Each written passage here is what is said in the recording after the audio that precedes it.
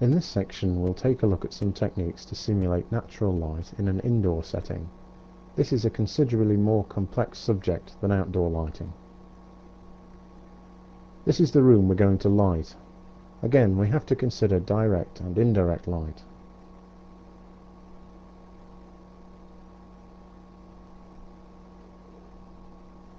Here's the direct light, a single infinite light again.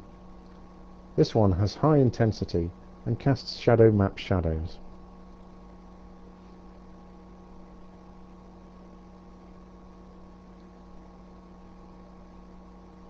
When we render, we get a nasty shock.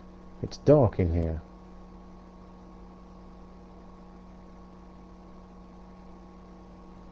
This is because the shadow maps don't work with the transparency of the glass shader painted onto the glass of the windows. To fix this, we can select each pane and make them neither cast nor receive shadows. Now the shadow maps work as expected, and we have a pool of light cast by the sun.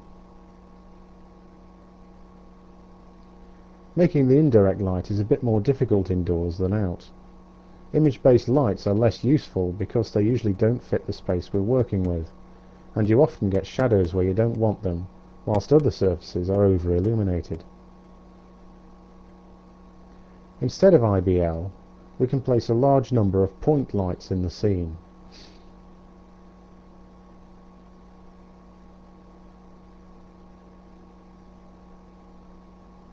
They are slightly yellow in colour to simulate light bounced off the walls, and all cast shadow map shadows again. Each of them has a very low intensity, but together they provide enough light to illuminate the room. The more lights you put in, the dimmer each one should be, and crucially, the longer the scene will take to render. It is definitely worth taking a great deal of care at this point of the process, so that you introduce just enough lights to get the scene looking the way you want it. We can use a similar light setup to do a nighttime scene too. In this case, the intensity of all the lights has been greatly reduced, and the colour has been shifted towards blue. In some cases, the light is very blue.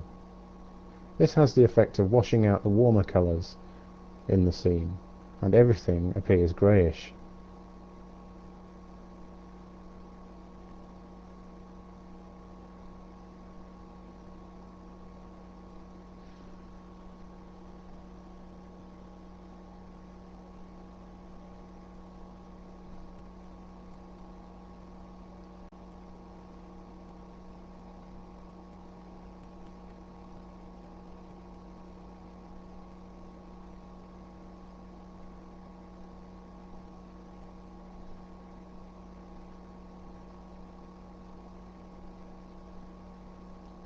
Going back to the daytime scene, close inspection reveals flaws.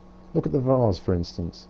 It is actually darker on the side facing the window than on the side facing the room. This could be remedied by repositioning the point lights. That is something to be aware of.